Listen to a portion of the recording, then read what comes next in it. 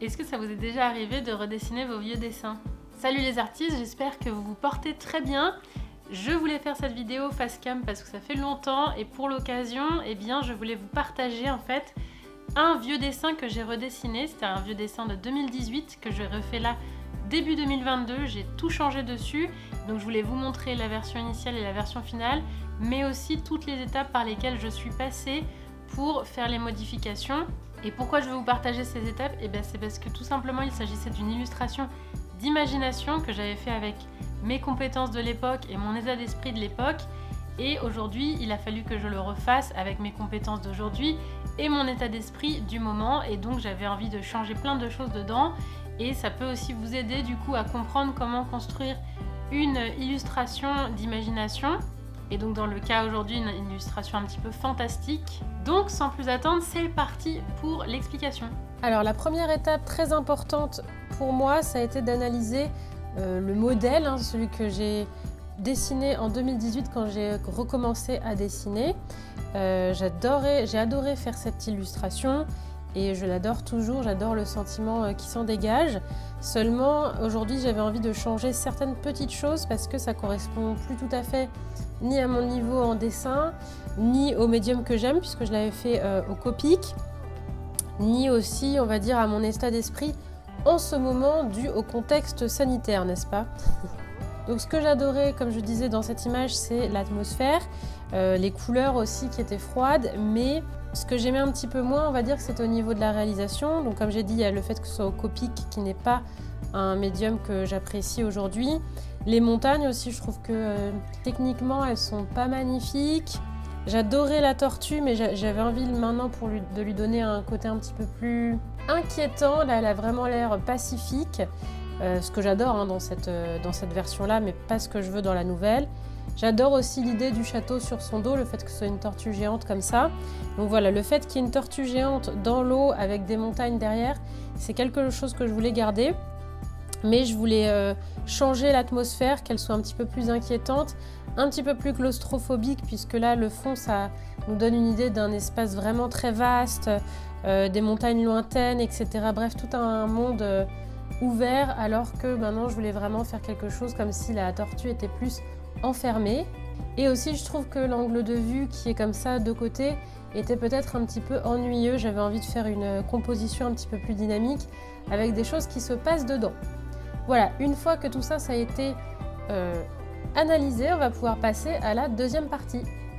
Pour l'étape d'après, ça a été simplement de préparer, en fait, de faire des petits croquis à partir de modèles de tortue pour bien comprendre le fonctionnement, notamment l'insertion de son dos, de sa coque et comment son cou fonctionne avec les pattes.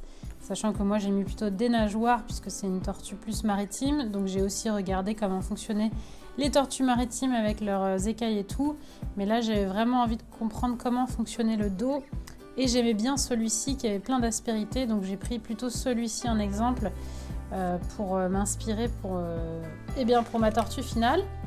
Et j'ai aussi cherché donc un modèle de château, donc un château un petit peu médiéval dont les proportions me plaisaient. Et j'ai essayé de voir par rapport à la perspective, par rapport aux détails, pour le dessiner, voilà, encore une fois à partir d'un modèle. Et j'ai ensuite fait quelques modifications pour l'image finale, tout simplement. Ensuite, j'ai réalisé ces petites miniatures. Alors si vous comprenez rien, c'est normal.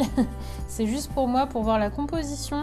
Je ne savais pas encore si j'allais faire des falaises, des choses un peu plus abruptes. Voilà, j'ai fait plusieurs tests, comment je place le cou, tout ça. Et j'ai même fait une vue panoramique. Donc voilà, ça a été juste des études pour comprendre comment je voulais construire mon image. J'ai aussi fait des petites études de couleurs.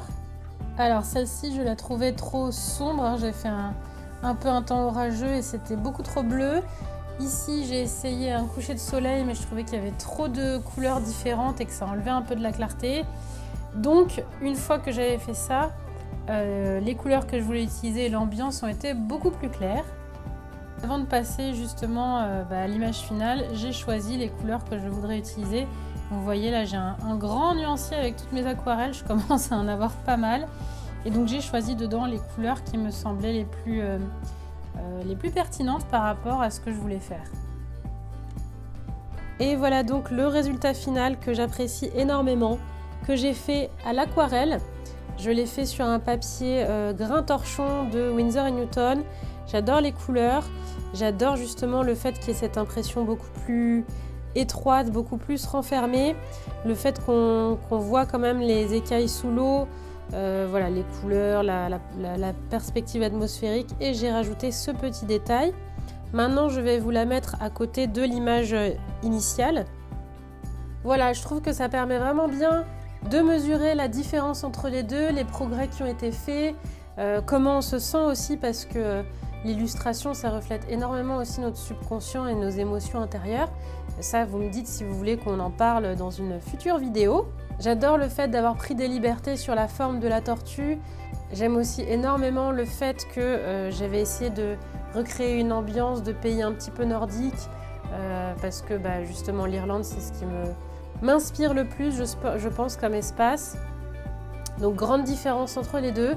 Dites-moi ce que vous en pensez, dites-moi aussi si vous aimez faire ce genre d'exercice, mais c'est vraiment très pratique pour évaluer comment on évolue en tant qu'artiste.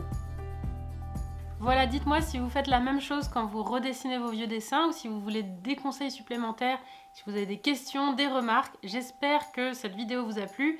J'espère aussi que la nouvelle illustration vous plaît autant qu'elle me plaît à moi. J'adore les deux, mais c'est vrai que la dernière correspond vraiment bien à mon état d'esprit du moment, donc je suis très contente et je vais probablement en faire d'autres. Sur ce, je vous souhaite une bonne semaine et je vous dis à très bientôt pour la prochaine vidéo. Bye bye!